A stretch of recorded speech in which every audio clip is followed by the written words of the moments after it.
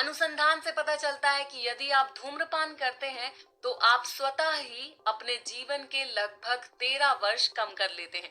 क्या ये बिल्कुल चौंकाने वाली बात नहीं है? केवल एक बुरी आदत आपके जीवन चक्र को पूरी तरह से बदल सकती है। धूम्रपान की आदत वात स्फीति नामक रोग के प्रमुख कारणों में से एक है।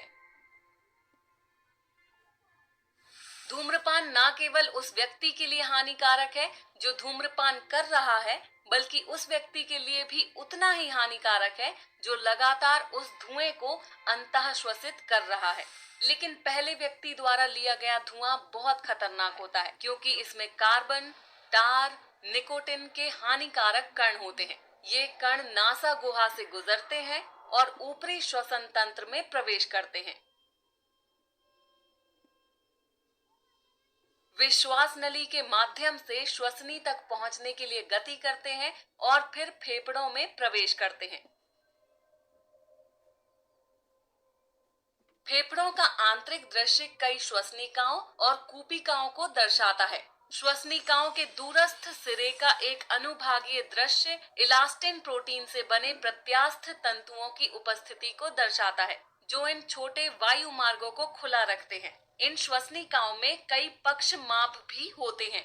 ये पक्षमाभ लयबद्ध तरीके से गति करते हैं, जो श्लेष्मा को हटाने में मदद करता है, जिससे श्वसनिका साफ और स्वच्छ रहती है।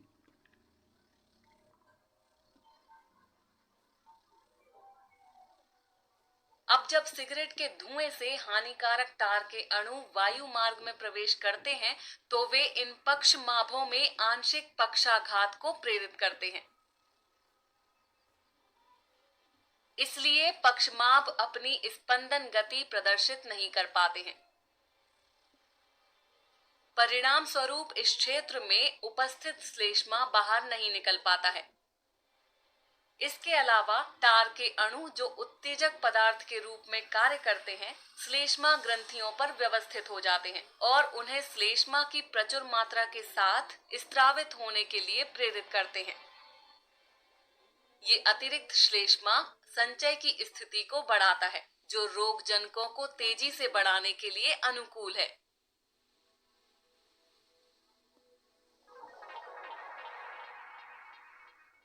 ये कूपिकीय महाभक्षकाणु को सक्रिय करता है, जो संक्रमण के क्षेत्र की ओर बढ़ता है।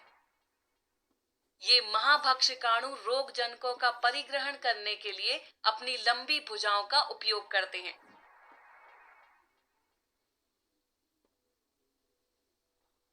लेकिन साथ ही ये महाभक्षकाणु कुछ प्रोटीन को नष्ट करने वाले रसायनों को एक उपोत्पाद के रूप में भी मुक्त करते हैं। ये रसायन प्रत्यास्थ तंतुओं को लक्षित करते हैं और दुर्बल बनाते हैं। लेकिन जब लंबे समय तक इस प्रकार की स्थितियों के संपर्क में आते हैं और चूंकि ये तंतु धीरे धीरे नष्ट हो जाते हैं, तो नलिकाकार वायु मार्ग टूट जाते हैं। इसके कारण कूपिकीय कक्ष में आंशिक रूप से वायु अवशोषित हो जाती है। इस प्रकार श्वास की सामान्य प्रक्रिया में बाधा उत्पन्न होती है। इसके अलावा इसके आसपास के ऊतकों के शोथ के कारण वायु मार्ग की स्थिति बिगड़ जाती है। ये कूपिकीय वायु के पूर्ण अवरोध का कारण बनता है।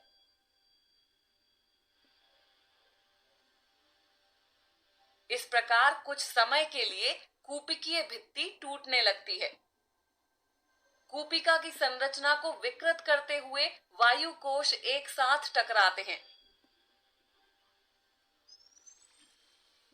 स्वस्थ कूपिका में कई अंतःकक्षीय भित्तियां होती हैं, जो इसे ऑक्सीजन के पर्याप्त अवशोषण के लिए एक बड़ा सतही क्षेत्र प्रदान करती हैं। लेकिन चूंकि ये धुएं से क्षतिग्रस्त हो जाती हैं, अंतःकक्षीय कूपिकीय भित्ति बहुत कम सतह क्षेत्र के साथ बड़ी एकल गुहा बनाने के लिए टूटकर आपस में जुड़ जाती है। इस प्रकार ऑक्सीजन को अवशोषित करने की क्षमता काफी कम हो जाती है। इसके कारण श्वसन में कठिनाई होती है और श्वसन में रुकावट होती है और रोग के बढ़ने से स्थिति बिगड़ना शुरू हो जाती है। आइए सारांश देखें।